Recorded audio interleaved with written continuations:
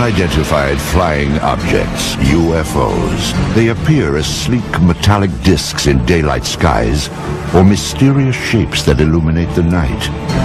Where do UFOs come from? What do they want? Are they merely inventions of the modern age? If so, why do they appear in early paintings? If UFOs are kites or planes or weather balloons, why do they move like nothing else from Earth? The extraordinary answers to these age-old questions, next.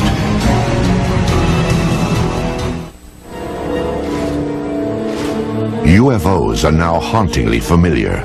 They have shared our skies for an uneasy 50 years. Eyewitness accounts testify to their breathtaking speed, unparalleled maneuverability, and uncanny silence. They are different than any aircraft made here on Earth. These stealthy visitors are called UFOs, unidentified flying objects. They have shown up unexpectedly in photographs taken all across the globe. Yet if we turn back the pages of history, there are intriguing hints that UFOs have been with us all along. Perhaps even as far back as 12,000 years ago, when our ancestors found shelter in the darkness of caves. The walls of these primitive dwellings were often painted with figures of hunters and the animals they hoped to snare. Recently, other images have come to light. These tracings were made from caves in France and Spain, and they show pictures not ordinarily associated with hunting. Their shapes are very peculiar because they do oftentimes look like UFOs and saucers. And I'm not saying that they are UFOs or that they do represent craft of any type, only that they have a similarity to what we now perceive as maybe craft from another planet as UFOs. And one wonders where the cave people were getting the impetus for putting these on their walls. Obviously, putting paintings on cave walls was a laborious process, and you would only put down the most important things of your daily life. And here these objects appear not once, not twice, but fairly numerous times on the cave walls. The advance of civilization brought us out of caves and into cities. Some 4,000 years ago, scribes recorded what sounds like the sighting of UFOs during the reign of a pharaoh named Thutmose III. In the year 22 of the third month of the winter, a circle of fire appeared in the sky. After some days it became more numerous and shone with the brightness of the sun, extending to the very limits of the heavens. Royal Records of Thutmose III, 1480 BC. A millennium later, young Alexander the Great conquered his way across the known world. In 332 BC, he laid siege to the Phoenician city of Tyre, and accounts from both sides report that shield-shaped silver objects appeared in the sky. One supposedly sent down a beam of light that destroyed the city walls. Even the Bible itself contains passages that some say refer to alien spacecraft. I looked, and behold, a stormy wind came from the north, a great cloud with fire flashing through it, and a radiance round about it, while out of the midst of it gleamed something with a luster like that of shining metal. Ezekiel, verse 1. There are a number of reports from the past, and I believe that some of them are quite legitimate. But one of the things is you can't interview witnesses, of course. You can't get independent witnesses. You can't ask, well, what angle was it above the horizon? The problem we have with them is we have to take them totally at face value. It's always important in looking at these to remember that there are a lot of strange astronomical phenomena that only occur once in a while, like a star going supernova and suddenly appearing in the sky, or a comet which appeared unexpectedly. And so you always have to look at these from the point of view of astronomy. There could be some atmospheric phenomenon or an astronomical phenomenon that they were depicting as something supernatural. As the scientific awareness of the population grew, superstition was replaced by knowledge of what was actually going on in the heavens. However, when an object would fly across the sky and stop, or hover, or seemingly descend to the ground, or maybe exhibit many different color changes or change shape or what have you, then even those people knew that they were looking at something out of the ordinary. The residents of Nuremberg, Germany, had just such an experience on April 4th, 1561. On that day, the skies above the city filled with a chaotic array of tube-shaped objects and balls of light. Eyewitnesses called it a frightful spectacle. Chronicles of the time also report extraordinary displays over Basel, Switzerland during the summer of 1566. These events were depicted in primitive woodcuts made by eyewitnesses. However, it was the talented master artists that have left us the most fascinating images. In 1998, an Italian writer named Daniela Giordano earned an award for her landmark study of the enigmatic flying objects depicted by Renaissance artists. She discovered that not only did the artist have these objects in the picture, but he also had people looking at these objects and shielding their eyes, as though the people were actually noting with amazement that something unusual was in the sky. It's unknown why the object's there, but it does appear, and it looks like a UFO. This apparently traditional religious work is known as the Madonna and Saint Giovanni. Here too, a witness to the flying object is placed unobtrusively, yet unmistakably, in the background. And it's very obvious that this person's attention is directed to the flying object. And the artist obviously wanted viewers of the painting to see that not only is there the Madonna in the painting, but that there's also an object in the background. Curious airborne craft show up in other media as well. These tapestries from the 1500s depict the life of the Virgin Mary. Lurking in the background is the familiar shape of a 1950s-style UFO.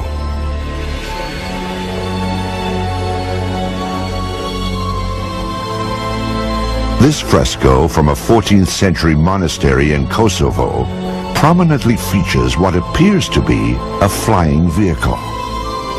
On this French coin, minted in 1680, a ray of light beams down from a colossal wheel-shaped object.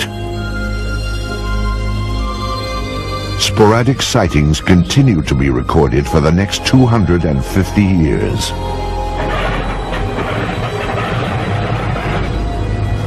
In the 1940s, World War II pilots joined the long list of UFO eyewitnesses. Some of these pilots would later come forward to tell their stories as interest in UFOs increased after the war. Pilots on all sides of the conflict, the Axis and the Allied pilots, reported strange objects, sometimes flying off the wingtips of their airplanes, and seemingly exhibit intelligent maneuvering. If you tried to fly the airplane toward it, the object would fly along with you and just keeping off the wing, or dive down or fly above. You couldn't catch up with it. I talked to a pilot of a B-24 bomber during World War II, and he said one circled around their airplane. Round, smooth, sleek. They all expected to die instantly because this must be a new German secret weapon that was going to shoot them down. We sure don't have anything that looks like that and flies like that. I have one account where they actually fired at them. They seemingly went through it. They didn't damage the object at all. Allied pilots thought they were secret weapons of the Germans. Germans thought they were secret weapons of the Allies, England and America, and they were even seen in the Pacific Theater. However, after the war, it became clear that neither the Allies nor the Axis had produced these super aircraft. Someone else had. And they did exhibit maneuvering that, again, was much like the types of objects that were seen immediately after the war ended and called flying saucers at that time. Many believe that in July of 1947, near the top-secret airbase at Roswell, New Mexico, the United States military finally got a close-up look at these mysterious spacecraft. The Army Air Forces has announced that a flying disc has been found and is now in the possession of the Army.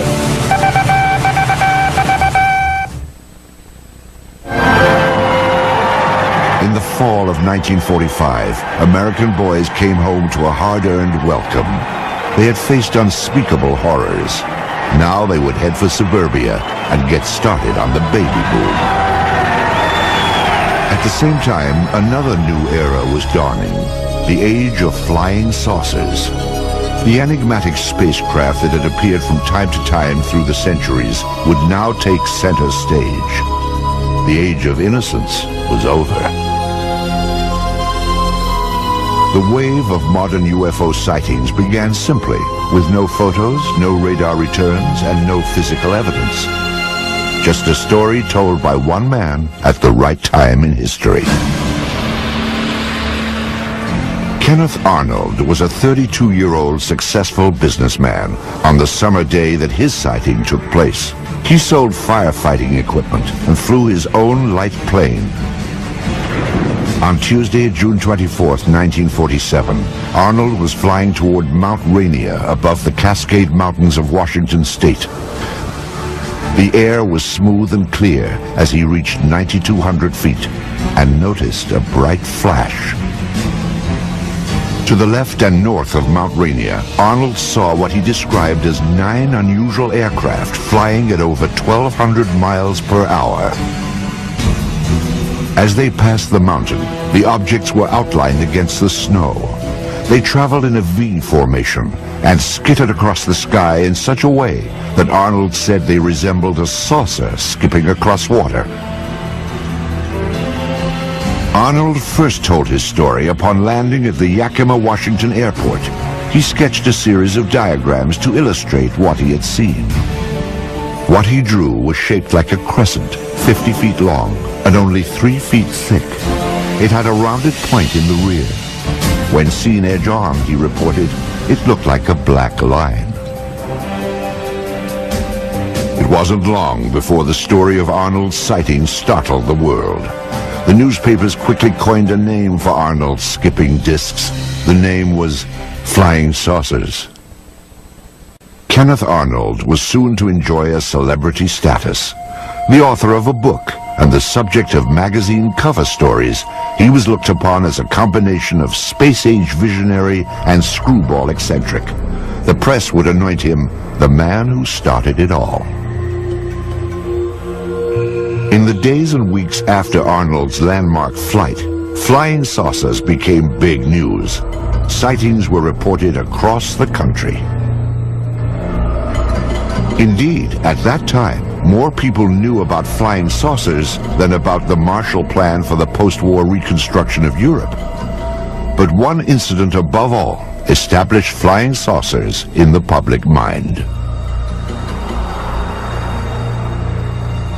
Roswell, New Mexico lies deep in the empty expanse of the American Southwest. Today, its very name conjures up memories of a supposed UFO crash and government cover-up. It is remembered as the Roswell incident. In the summer of 1947, the Army airfield in Roswell was home to the elite 509th Bomb Group. During World War II, the B-29s that carried atom bombs to Hiroshima and Nagasaki had originated here, and so would an event that gave substance to the belief in flying saucers. Headline edition, July 8, 1947. The Army Air Forces has announced that a flying disc has been found and is now in the possession of the Army. Army officers say the missile, found sometime last week, has been inspected at Roswell, New Mexico, and sent to Wright Field, Ohio, for further inspection. Walter Hott was Public Information Officer of the 509th Bomb Group. He was the official instructed to dispatch press releases to the radio station and newspapers in Roswell. The story fed the imagination of the country, but has been the source of controversy ever since. The press release that I received stated that we had in our possession parts of a crashed flying disc. The material was found on a ranch north of Roswell. Then the story abruptly changed. General Roger Ramey took command of the Roswell situation and issued a new statement. It wasn't a flying disc after all. To me, I think it was one of the slickest cover-ups by admitting that we had the material, and then a higher authority says, no, you don't. Flying saucer or weather balloon? Both Air Force stories couldn't be true. One fact was undisputed. Something had crashed at Roswell. A rancher named Mac Brazel discovered the metallic debris in this isolated rangeland outside of town. The wreckage was strewn over more than half a mile, and Brazel alerted the base, assuming a military plane had crashed. Jesse Marcel Jr. recalls that his father, the intelligence officer at the Roswell Army Airfield, had been dispatched to the debris site to determine what had crashed there. The night that my dad came home, he was very excited. He woke my mother and myself up and said he wanted to show us something very strange. And as I recall, he said this was parts of a flying saucer.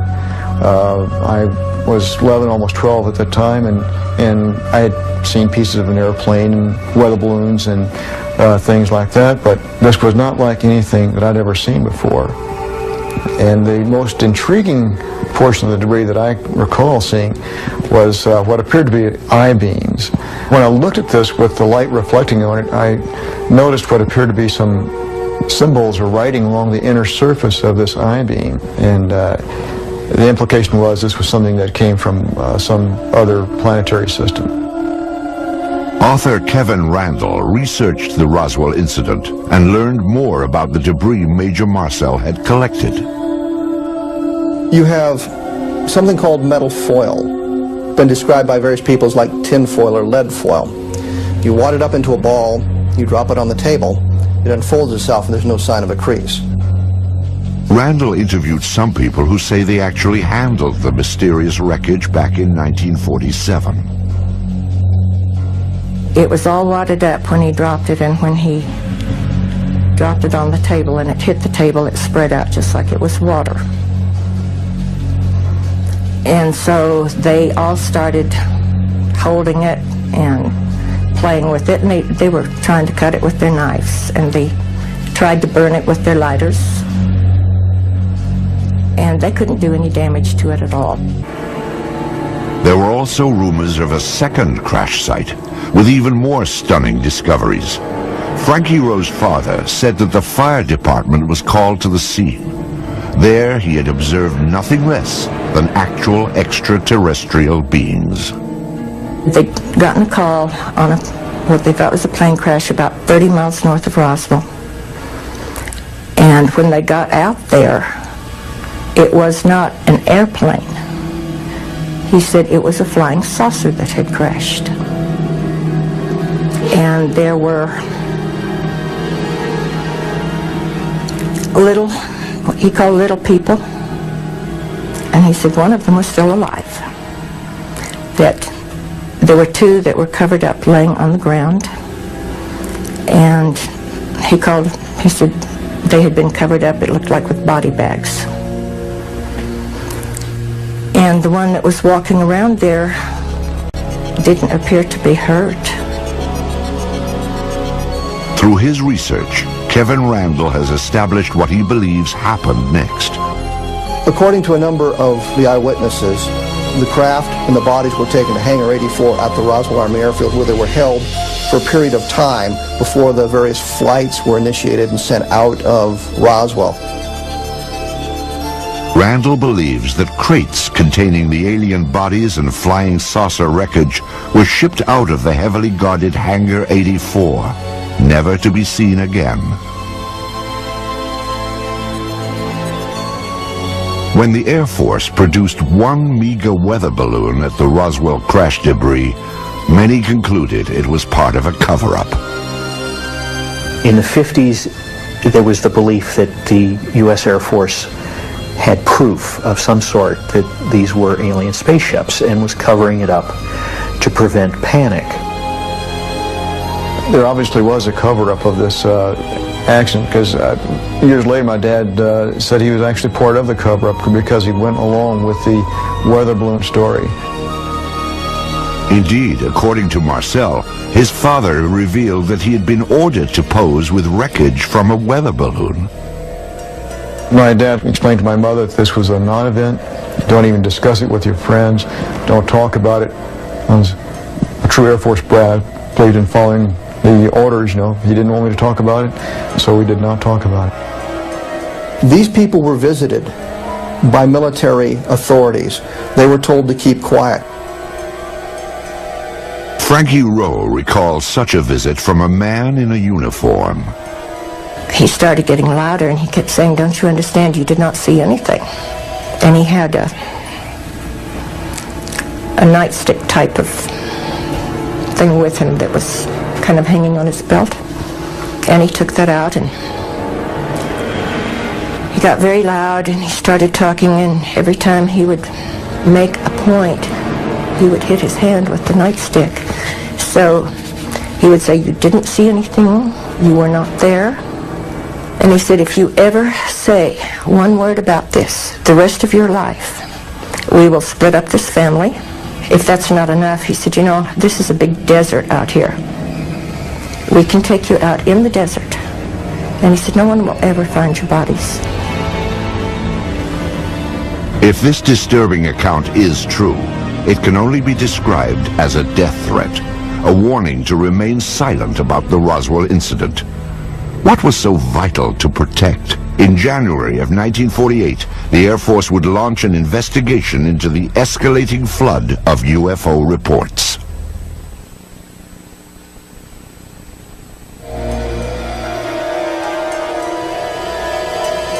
Something crashed at Roswell, New Mexico. But whether the object that fell from the sky in July of 1947 originated here on Earth or somewhere in outer space has been hotly debated for more than a half-century. Perhaps it truly was a weather balloon, as the Air Force insists. If so, that would deflate one of the seminal events in the history of UFOs. However, if the object was in fact extraterrestrial, the issue then becomes, what business did it have at Roswell? At the time of the Roswell crash, New Mexico was host to the most advanced military and scientific experiments on the face of the planet. In fact, the Roswell area was the only place in the world where testing of cutting-edge radar, rockets, and nuclear weapons could all be found. Perhaps these lurking UFOs had become a threat to national security. The Air Force quietly began investigating the rash of post-war sightings in January of 1948.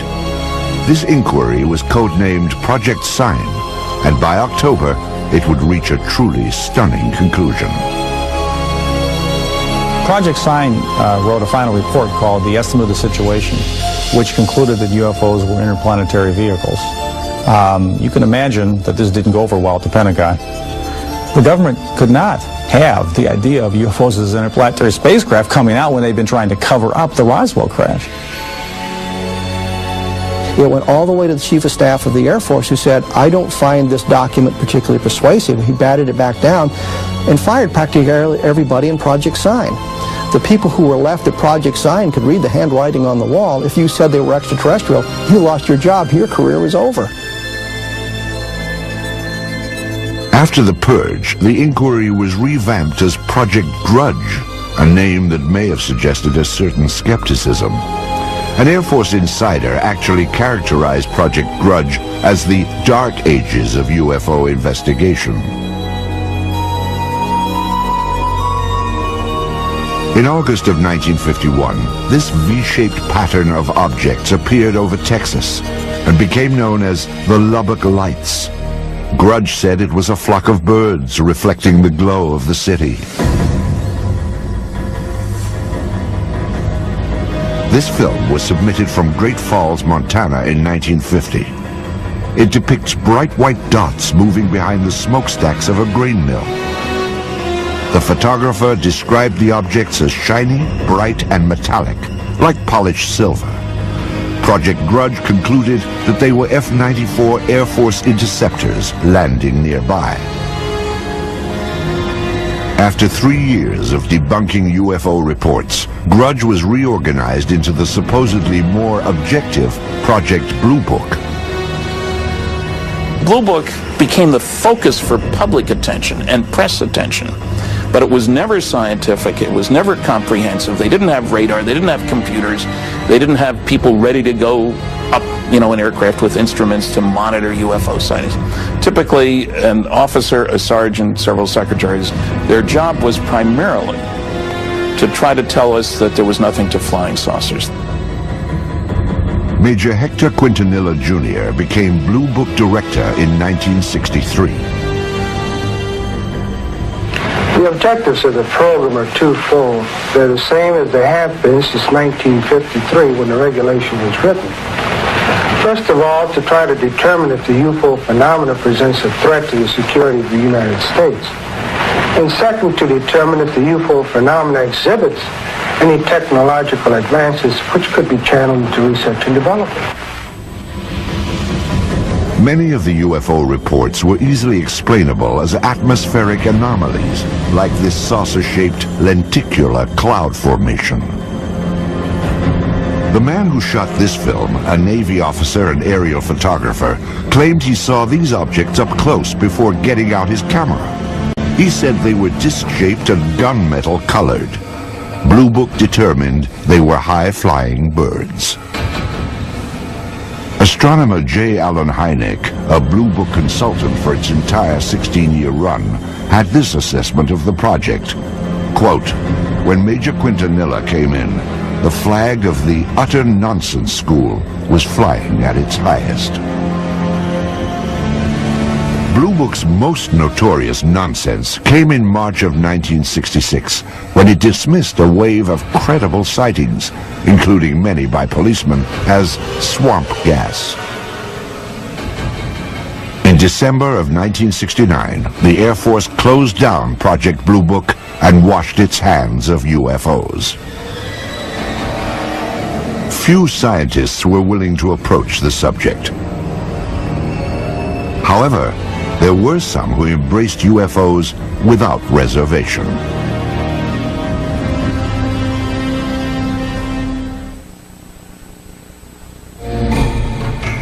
During the 1950s, the Air Force stood by its finding in the Roswell case. The crash was nothing more than a weather balloon. But newsreels show a public that continue to watch the skies, hoping to glimpse a spacecraft. Suddenly, people from coast to coast began seeing UFOs. What followed was a popular movement that embraced flying saucers and the spacemen who flew them. Ready or not, the flying saucers were coming. Within a matter of several days, I will myself make what might be called a flying saucer, although I don't choose to call it that because it may not respond to our controls. To the vast majority of the people in the late 40s and 1950s, flying saucers were a terrific novelty. And there was a great deal of popular fascination. There were cheesy science fiction films based on the idea that Martians were invading the Earth in flying saucers. Popular magazines printed on pulp paper would hit the newsstands in time to cash in on the trend and expand it to legendary proportions. The man behind those flying saucer legends was publisher Raymond Palmer. Palmer was a man who in his youth had been severely injured, and so he was crippled up, and he was what you would call a hunchback, I guess. He had the instincts of a carnival barker. He liked to put something over on you.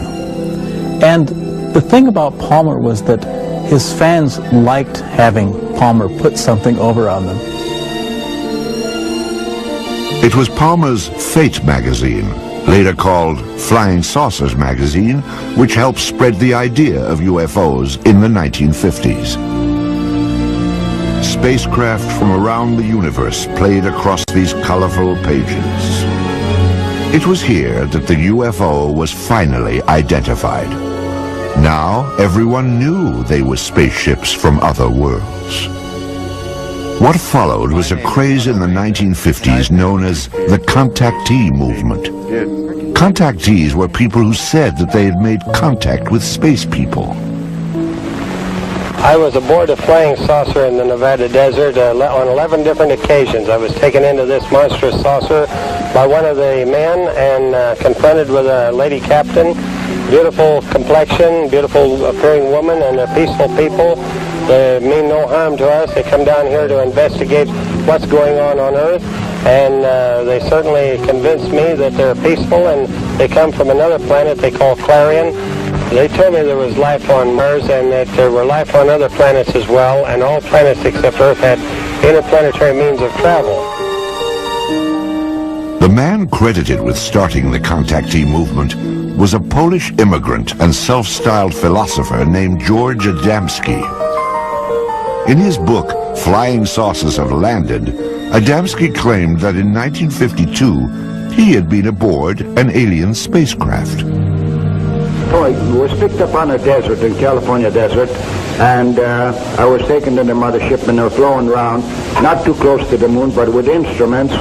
Similar, you might say, except it wasn't a camera, it was a regular sort of a telescopic instruments that we were able to see what was on the moon on the other side of it, see?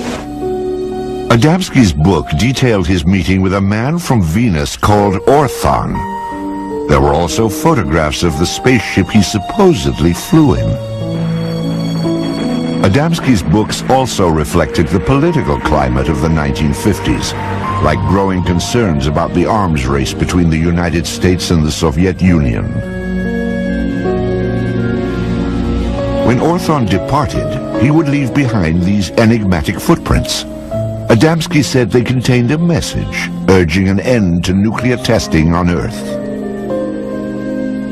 In a similar vein, other contactees spoke of aliens from utopian planets who wanted to prevent all-out nuclear war. Best of all, these aliens looked just like us. I have a picture here of the gentleman who escorted me through the craft, and I would like to show it and describe it. This gentleman, he appeared almost as I am, except that he was about 5 feet 10 inches tall, weighing about 150 to 155 pounds, and they all appeared about that same size, including the lady. George Adamski would publish 2 more volumes on his contacts with beautiful space people from Saturn and Mars. He even had opportunity to take home movies of the scout ships that transported him, guided by robot pilots from Venus. The impact of Adamski's tales led to an explosion of flying saucer clubs and conventions. As the flying saucer phenomena continued into the 50s, civilians began to become very interested, of course, people did, and clubs formed up with a classic meaning of the term club, hobbyists, as it were, that were just interested in the wilder, esoteric aspects of the phenomena, particularly the stories of people who said they were in contact with aliens. Many of the contactees would gather at the largest flying saucer festival of all time. It took place in California at a place called Giant Rock in March of 1954. It attracted over 5,000 outer space enthusiasts. How many trips have you made to outer space? Well, I'd say 350 or a few more. When was the last one? Well, first part of June. And who did you go with? Well, people from Jupiter. I have made telepathic contact for the past 8 years with many space people from many areas of space, both inside and outside of the solar system. Lectures were given from the Giant Rock, and stalls were set up to sell books, photos, and space-age souvenirs. Most importantly, conventions like this gave the contactees a place to exchange ideas, rumors, and reports. But I do believe what I see. And I am one of those who was inside a flying saucer. I seem to become one with the entire universe. Everything in the universe seemed to be contracted down to one small dot.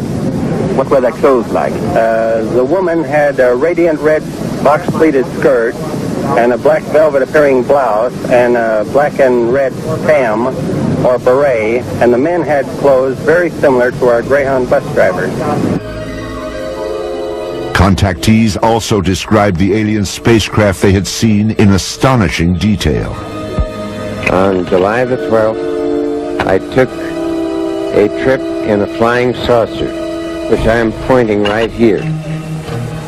The saucer was well equipped with rooms, bedrooms, bathroom, toilets, and this saucer, I went up into Mars, over the moon, Venus, Clarion, and Orion. When I say Orion, I do not mean Orion. It is a planet outside of our galaxy. Also popular among contactees was a belief that startling evidence was about to be revealed. We are going to see more and more of these visitors from space, and that before too long the evidence will be incontrovertible, that you will have on your TV screens and on your movie screens concrete evidence that the ships are here and that they are real and they're not fantastic things which have been cooked up to make a movie. The contactee wave of the 1950s was a light-hearted sideshow to the UFO phenomenon. However, during this same period, photographs began to surface that suggested UFOs were no joke and had to be taken seriously.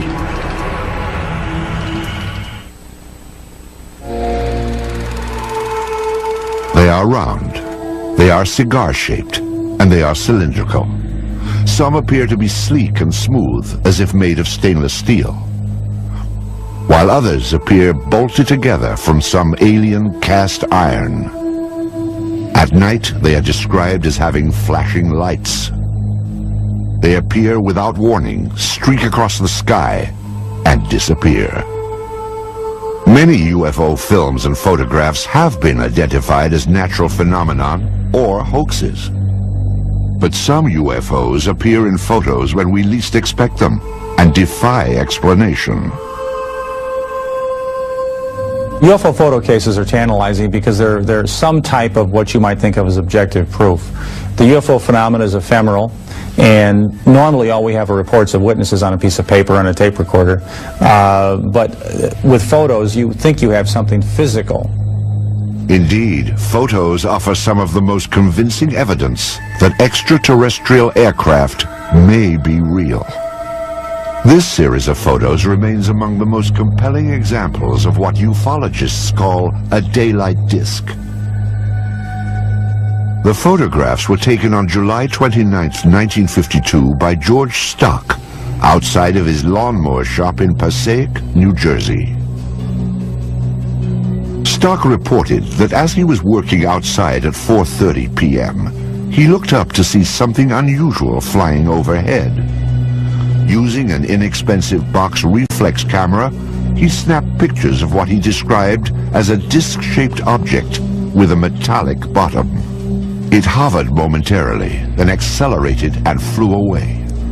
All that remains of this astonishing daytime visitation are a few pictures. But are photos reliable evidence for UFOs? Dr. Bruce Maccabee is an optical physicist employed by the United States Navy. His official research involves high-energy space lasers, but his interest also lies in the detailed analysis of UFO photographs. Of particular interest to Dr. Maccabee are photos which show no evidence of a hoax or misidentification and cannot be otherwise explained. One such case began at a farm in rural Oregon in 1950. These are two photos taken by a farmer and his wife in 1950 in McMinnville, Oregon. Here's the first photo and here's the second, and we'll get a little bit of a blow-up on these. Using image enhancement equipment, Maccabee brings into focus the startling photographs that were taken in the early evening with a simple camera. You can see that it's an oval object with a little thing on the top, like a little protrusion at the top of it. This is obviously a hoax of the real thing. There's no halfway point. You can see the image clearly enough to see that it's not a bird, a plane, or Superman. So the next question is, what could it be? And if we go back over here, we can see that there are electrical wires right up above the object, looking again at the blow-up. And now the question is there any evidence of a suspension underneath the wires? A contrast-enhanced version of the Oregon photo reveals minute scratches that Maccabee must distinguish from a string or line that might have been attached to the object to suspend it for a hoax. No one has found any evidence of a line going up above the object. There is a possibility that this thing might have been thrown and photographed, except that the image is not blurred by motion. Agents of the Air Force and FBI questioned the couple who took this picture, and authorities later confiscated a copy held by the local newspaper. No one has yet explained why. This photograph is another of the more credible UFO pictures ever taken. It was snapped in Brazil by a government survey team in 1958. A Brazilian naval photographer on a ship was there with the rest of the men when they saw an object shaped like Saturn, in other words, an object with a ring around it, flying toward an island that they were near, Trinidad Island, flying around the island and then taking off in the distance. And he snapped 4 or 5 or so or more photos of the object with literally dozens and dozens of witnesses.